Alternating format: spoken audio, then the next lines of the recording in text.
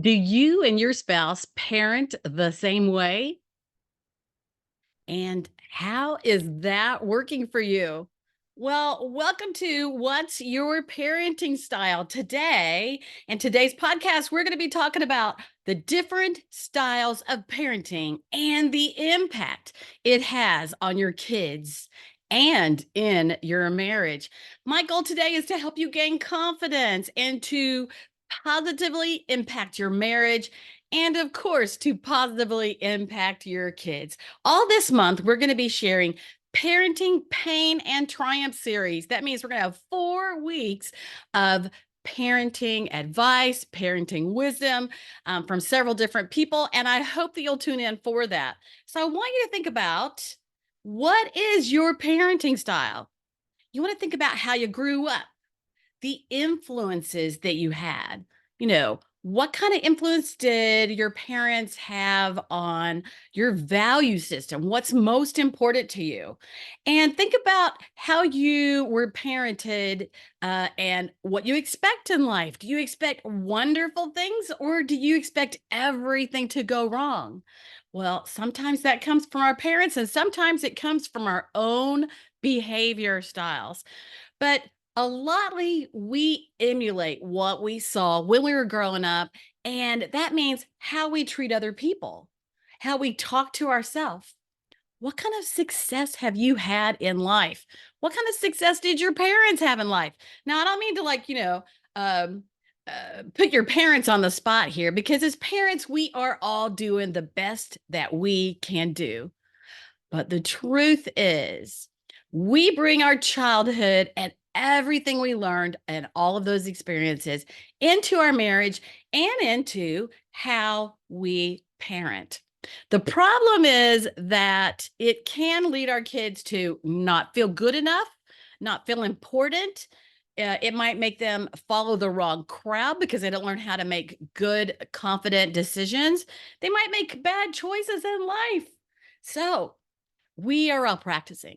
But the thing is, if we look into gathering that knowledge, figuring out what makes us be the best that we can be, because we're each very different. If we do this, we can be the best parent that we can be. Yes, Susie over there, she's going to be the best. She looks like she's most wonderful. She's on YouTube, she's on Facebook, she's on Instagram, and she looks like she's got it all together. But maybe she doesn't when the camera goes off. You have to remember to not compare yourself to other people. So, the first thing I have found when we are parenting our kids is to parent with love. I'm Connie Durham, the host of the Extraordinary Marriage Podcast and Communication Secrets for Marriage. And I also have a program that's called Rediscover Your Spouse. Well, the thing is, if we don't parent with love first, then we may kill the confidence of our children. And it's so important to have a happy marriage, because it is that happy marriage that your kids emulate. They emulate everything you do. I know it's heavy, isn't it? They emulate everything you do. So here's what I found to work the most through all my years. It is to parent with love. Everyone wants to be heard. Everyone wants to be understood. Everyone wants to be appreciated. Now, that goes in marriage with you, it goes with your spouse, and yes, it goes with your children. Everyone wants to feel loved. I believe that whenever you parent first out of love, and then follow the rules. Sometimes we become too, I don't really think this is a word, but this is my word, rulistic. Yeah, rulistic. We become too rulistic. All we think about are the rules. Do this, don't do that, don't. Do you know how many times kids hear don't and no? How many times each day do your kids hear great job? Yes, that was a good choice. I'm glad to hear that. We want to learn to parent out of love, patience, but yet be firm. There was a point where I have heard there were some teachings on, not to spare the rod. And yes, I believe in spankings when they're needed, but not spanking because you're so mad that you grab them up and, you know, go a whacking on them. But I believe in spanking and love. Like, I told you this, and now you've done that. And so I'll have to give you this. This is not something I want to do. Did you ever hear your parents say that? This hurts me more than you. Well, sometimes that's really true. We don't want to have to spank or punish or take away things from our kids, but sometimes we have to, with love, we have to be firm. So, two ways that people parent: they parent with what I feel is overregulation, or they parent out of love. And I get spanked with my hand because I don't have to spank. I hear people, they spank with the ruler, or they spank with the paddle, or they spank with the belt. I don't really think normally you need to use those items, because I love my kids and even my grandkids enough that I can use my hand. My hands can love on them, and my hands can spank them if that's what they need. So we don't all parent the same, but we do parent according to our particular behavior style, our personality style, our natural self, who we are. One person doesn't do things the same way as another. And remember, at the beginning, I asked you, do you and your spouse parent the same? And how is that working for you? Well, that can create a lot of strife in marriage when you really parent differently. Maybe, one came from what I call a rulistic home, where the rules are don't. And one came from a home where this is the rules. These are the most important things, and you got to follow them, and then if you break those rules, you do get in trouble. We do parent differently. So today I'm going to share with you 4 different parenting styles according to your personality and your behavior style. Because that's what I teach on all the time. And if you need to get to know your spouse better, you should grab a quick talk with me. It's called Fresh Insights, and you can find it at the top of my podcast page on the extraordinarymarriage.com/podcast, and in several other places too. You can find Fresh Insights, and it gives you a chance to chat with me. You may have questions about some things where you're not getting along with your spouse. It could be a relative, it could be your teenager, but reach out. If you need help, don't continue in the same direction you're continuing in. Fresh Insights, and you can find that on theextraordinarymarriage.com. So we're going to look at these 4 personality styles. I teach on them all the time because they are predictable. And you're going to see yourself in this. You're probably going to see your spouse in this. And if you look deep, you're even going to see your kids in this. So, 4 styles. The first style I'm going to talk about is that parent who they are very quick-minded, quick to make that decision. They get irritated quickly, and they are straightforward. There's no gap, there's no conversation, and they are an extrovert. So, we hear all the time about extroverts and introverts. You're going to hear 2 styles that are extroverted, and you're going to hear 2 styles that are introverted. The extroverted, everybody knows about that. They're a more open person. They're talkative. They kind of move through the world with a lot of friends, get to know a lot of people. And, if you're an introvert, there's nothing the matter with that, because everybody has their special talents. And that's what we're looking at today. But this extrovert is quick-minded. They also have a bit of a temper. And so often they'll react with their temper and their lack of patience, rather than really paying attention to the situation, really paying attention. Maybe the kid's patting them on the leg. Hey, mama, mama, mama, mama, mama, mama. They're interrupted, and they whack them one, yeah. So sometimes this style may not listen. They may not want to listen to the child. And remember, I said everybody wants to be heard and understood and appreciated, even your children, especially your children. And when they feel heard, understood, and appreciated, you start to grow that connection with your kids, because they know you hear them. They know you appreciate them. They know you understand them. How many times as an adult are we working with youth or kids and they're like, oh, you don't understand? And we're like, yeah, we do. We were a kid one time too. Can you remember when you were a kid? Can you remember? How did your parents act or react and how different were they? Well, this style, like I said, may not listen and they might not listen to reason because they're impatient and they're like, move on or only answer what I've asked you to answer.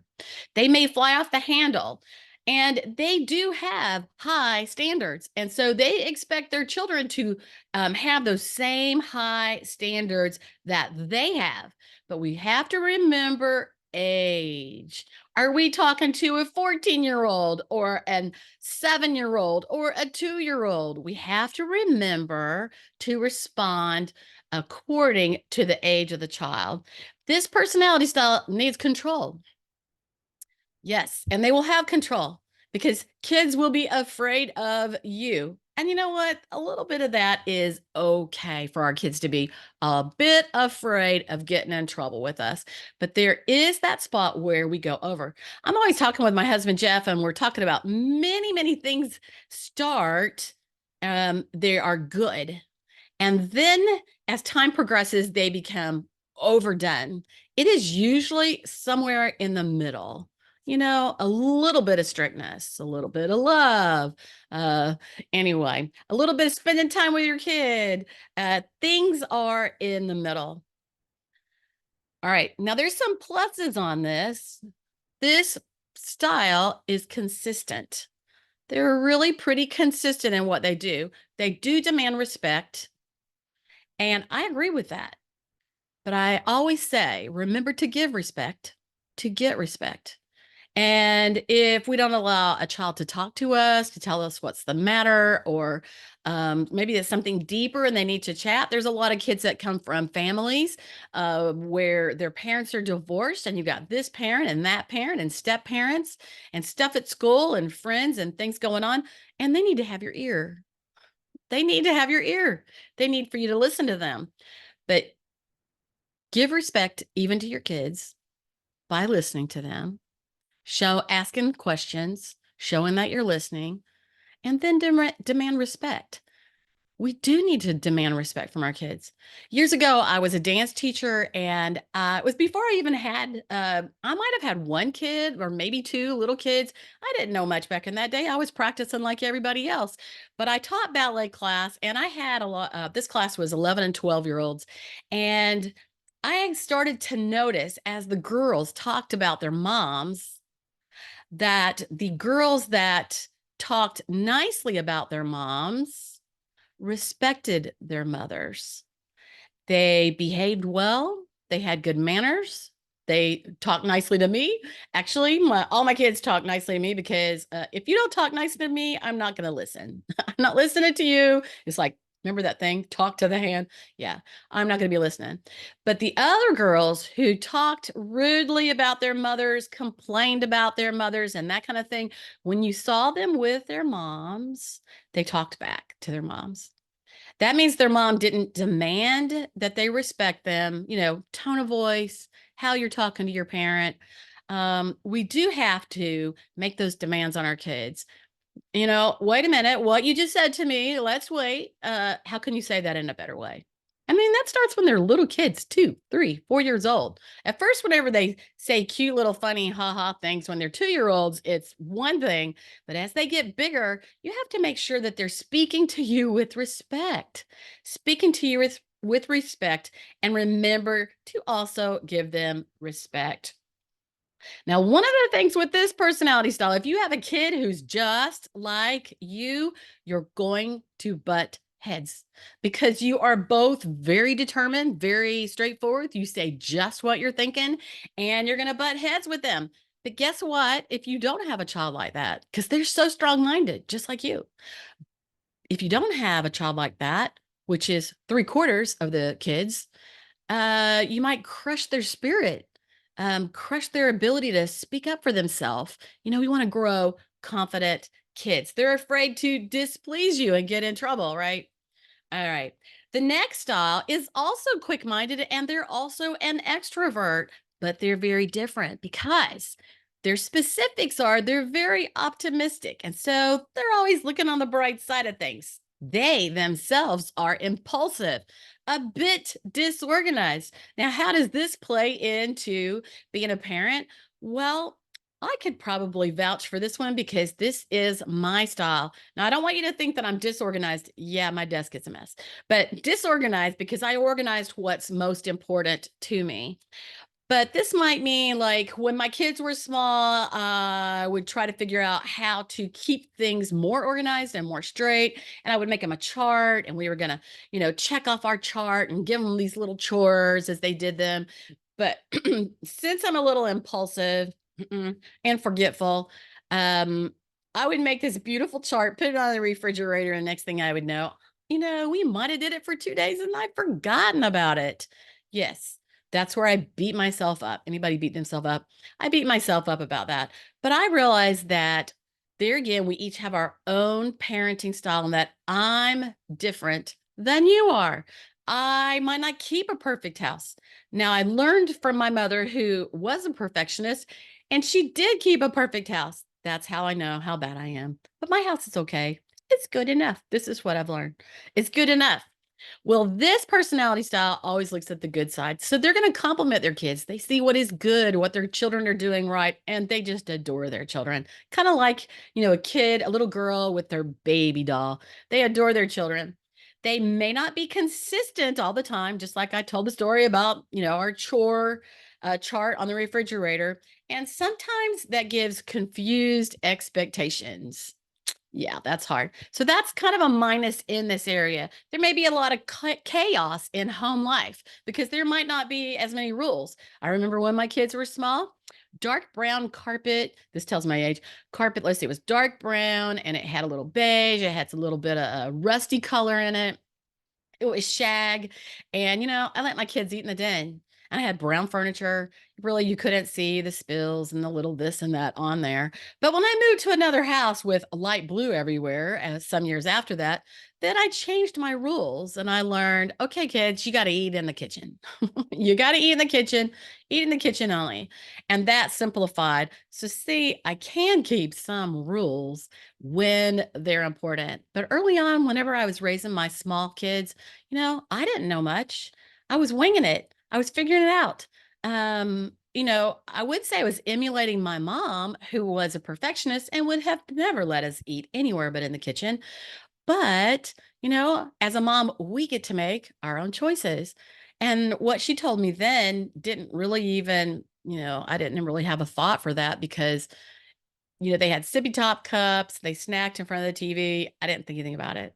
So, yes, we bring things from our parents into our lives, but there's also things that we leave behind because we are different people and we're not going to do it just like our parents.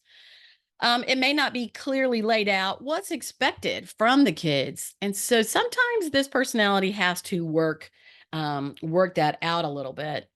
But you know what? This style, they need their kids to like them. But I could tell you, even though I wanted my kids to like me, I still had a firm foot. I put my foot down on certain things they could do, couldn't do. They had to talk respectfully. I didn't always make them pick up their toys. Yeah, there was stuff on the floor. But, well, like I said, we're all different. And we have to stop comparing ourselves and be ourselves and do the best that we can with our kids. But always raising them, making the rules with love in mind and how much we care about them because what we practice grows. So the thing on this is this personality style can be a fun parent. Might like to do projects with the kids or play on the trampoline with the kids. I remember my daughter was a teenager. We were jumping on the trampoline, and I taught ballet for 20 years. And you know what? I was a little competitive in that, and we would jump on the trampoline and we would jump up and do splits and see who could get the highest. Yeah, I was a little competitive on that. Kids have a lot of freedom to explore with this kind of parent because they're not limited and they're kind of freedom minded. There's a lot of communication that goes on. Now, this is a plus for this style because they talk it out. I remember when I would get so mad, maybe I was tired, had little patience, and I would get so mad with my kids, they would get in trouble. And this even happens with my grandkids. They would get in trouble, and I might even fly off the handle. I might even yell. But once it's over, then I'm going to sit down with them and we're going to talk about it just for a minute. It didn't take a ton of words, right? I'm going to talk about it just for a minute. I'm going to ask them a few questions and I'm going to make sure that they understand why they got in trouble. And so they can understand how not to do that again. So one of the drawbacks on this style is that, sometimes there's not as many rules, or this parent might not always call the kids down on the rules that they do have, or make them pick up their toys and that kind of thing. But they've got their pluses, just like the other styles. Both of those were extroverts. All right, so here is the third style. The third style is very patient. Yeah, because they're a little more relaxed, they're practical, but they dislike decisions. They are easygoing and they are an introvert. So this style may give children their way too often. Yes, this would be my husband. I know I always throw him under the bus. This will be my husband. So this style gives not only the children their way a little too often and doesn't tell them no, like this parent never says no, actually. But guess what? If you're married to this style, they also don't tell you no. And they're very good to you. They're very kind and loving. And they just like for everyone to be happy. And they don't like any conflict at all. So they rarely have conflict with their children. Now, when my kids got to be teenagers, because before that, they pretty much always respected me, but I have two boys and one girl. And my oldest son, about time he's turning 16, he's bigger than me. I'm only 5 foot, and he's way bigger than me. And so he's thinking, why do I have to listen to this little woman? I'm getting big now, or too big for your pants, right? Uh, and me and him had it out one day, and then I had to say, Jeff, you need to talk to your older son. Blah, blah, blah, blah, blah. So guess what? Whenever that older son got in trouble with dad, who never, did that much because he didn't have to, I had it under control. That older son said, Mom, what did you tell dad? Yeah. But dad was there to back me up when I asked him to do that. But this style doesn't like conflict. They don't like to say no. They rarely say no. Great if you're married to one because they're good to you. Um, I guess it's great for you if you are this style because you're pretty patient and pretty easygoing. But you may give your kids their way too often, and you might not give solid, rock hard rules. This is how it is, and this is how this rolls. Um, you don't demand a lot, but you will always want to demand respect. Remember why I was talking about that earlier. So if you don't have, excuse me, if you don't have that on your list, make sure that it's a simple thing. Give respect to your kids, but you must also demand respect. Don't allow them to talk to you in a bad way. This is one of the biggest things from over 40 years of experience, teaching dance with a bunch of kids, raising my own kids, raising or being there a lot for grandkids, working with kids. Don't allow them to disrespect you. You are the adult, and you set the pace on that. This style may let the kids have relaxed rules, like I say, might not make them clean up, might not call them down, and they dislike saying no. And so, if you're a style who has to be the one, like even for me on that fun style that I just talked about, I had to be the one who said no. I had to be the one that made the rules. And guess what? Even though I'm a fun loving, freedom loving personality style, I can make the rules. Why? Because my parents poured that into me. And so I know what the ropes are. And so I made the ropes in that. But this patient, introverted style is usually loving and kind. Totally. to you, to the kids, to everyone. They rarely lose patience. They rarely lose their temper. And if they do, they won't hardly show it. Instead, it kind of goes inside instead of showing up on the outside. They explains why they've done something wrong. They can explain to the children why they've done something wrong. Now, a drawback is sometimes kids run over their parents. Yeah, you've seen that. You've seen that. But they are popular. They are popular with their parents. Yes, that's what I say. My husband is the most popular with our kids. All right. That goes back to my dance story on the respect thing. So make sure you pay attention to that. Now, the fourth style, also an introvert, they also are very patient. They're very conscientious and they're very organized. This would be my mom. She was patient, conscientious, very organized. All right. But these parents can sometimes, because they have very high expectations for themselves and for their environment, like a clean floor, toys picked up, eating neatly, don't dribble, clean up your crumbs, put your plate in the sink, all those kind of things, which really are good habits. I believe that it's important to help our kids learn good habits, to respect us, respect their environment, respect our home, respect our family, respect the teachers at school, respect adults, right? So it is a good thing to make them do, but they may be overly expectant because they expect perfection from themselves. So they may be overly expectant, like on grades or performance in different areas, because they expect their kids to do more than very well. They steer clear of emotions. They don't like to talk about things a lot, especially emotional things. So they don't chat a lot. So it's important to remember and revert back to a couple of those other styles and remember to communicate with your kids. Ask your kids questions, take a few purposeful moments and listen to how their school day went. And this style is a good listener. So that helps on that. But they're just not into a lot of conversation. They're unexpressive. So if you're married to one of these, they don't always show expression on their face.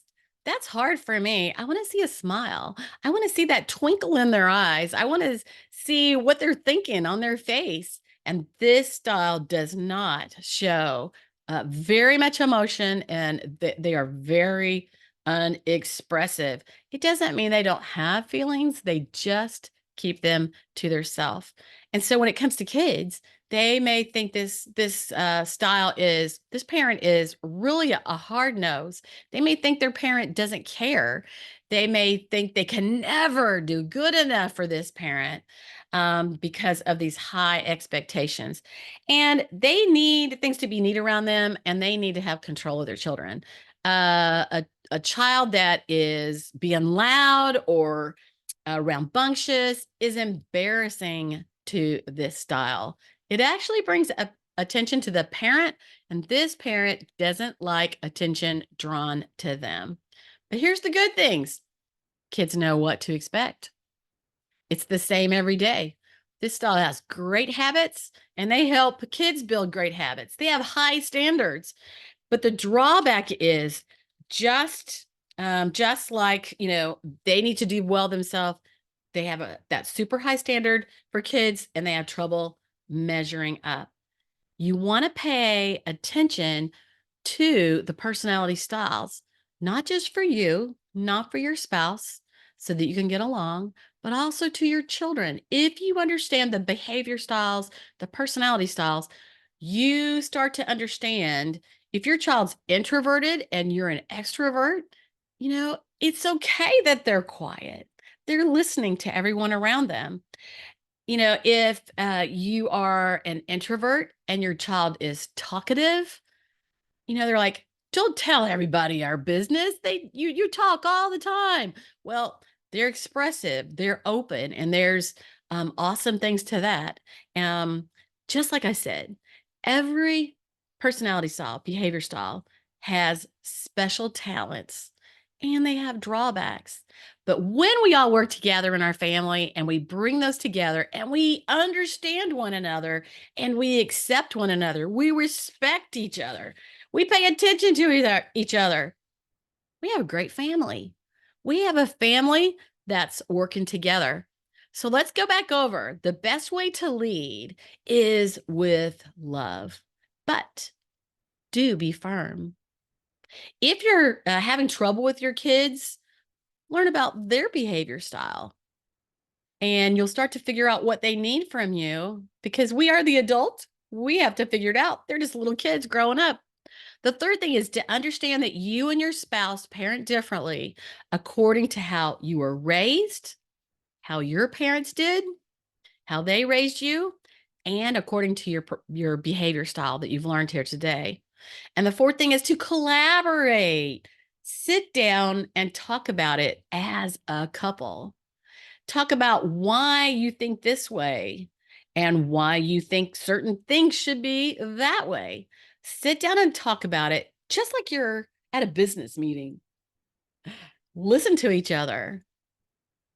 Think about which way is best and then make a decision together. And these are the kind of things that make an extraordinary marriage when you sit down and collaborate and talk about what you want instead of just leaving it to the wind, leaving it to whatever happens, not paying attention to it until your kids are teenagers. And then it's too late. To be honest, so much is caught when you're a little bitty kid. You know, they learn really fast, like 1, 2, 3, 4 years old. They learn so fast. They learn what's acceptable. They learn what makes them happy. They learn what they could get away with, right? All right, so collaborate. Here's 3 things that I like to do that always work for me. Since I am easygoing, I don't like to take things away. I don't like to spank, but I sure will. Yes, I will. But I like for everything just to go smooth and everybody be happy. So I learned very early on, and I don't really remember where it came from, but it worked great. It worked great forever, and it works great with my grandkids. And it's helpful for me. It is counting to 3.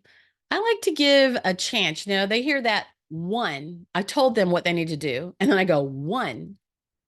And that means I'm going to count. And that means if I say 3, they're in trouble and they get punished. And even the grandkids know that. And even teenagers, sometimes teenagers, when you're out, I don't know if it's like, working with kids at church. I don't know if it is the fact of how heavy I say the word 1. And everybody knows whatever it is, she means it, right? If I say 1 and when I say 2, and if I say 3, it's too late. I remember one of my little granddaughters, and she's a very strong-minded child, and she would kind of pitch fits. And, when they pitch fits, they're controlling their parents. They're controlling the situation, and they learned they could do that. And so she had gotten in trouble with me one other day, and she got her bottom popped. And she was so in shock that Nana had popped her bottom. So this time when I said 1, she looked at me and I could see it on her face. Her face thought, huh? And when I said 2, her face changed a little and her face said, I wonder, oh, I think she means it. I think I better listen. Before that, she was not going to listen. And she started to move and she listened. And so when you're consistent, 1 time, 2 times, 3 times, remember, consistency is important. Then life becomes easier. And I think I learned to count when my kids were little because I am fun loving. If I take my kids to the grocery store with me, if I take them to church with me, if we're out visiting people for dinner, if we're in a restaurant, I want them to behave so we can enjoy one another. Do you know what I mean? The next thing is B, demand respect from your kids. Talk to them in a respectful way, treat them respectfully, use the golden rule, and, respect them and they'll respect you. But you must demand respect, but be compassionate, but demand respect. C, understand your differences. Just like we're looking at you and your spouse parent differently, your child may have a very different personality style than you. You want to nurture them. You want to help them grow to be their strongest, their best. You want them to be compassionate, thoughtful of other people. You want all of these things. And it all starts with us as the parent.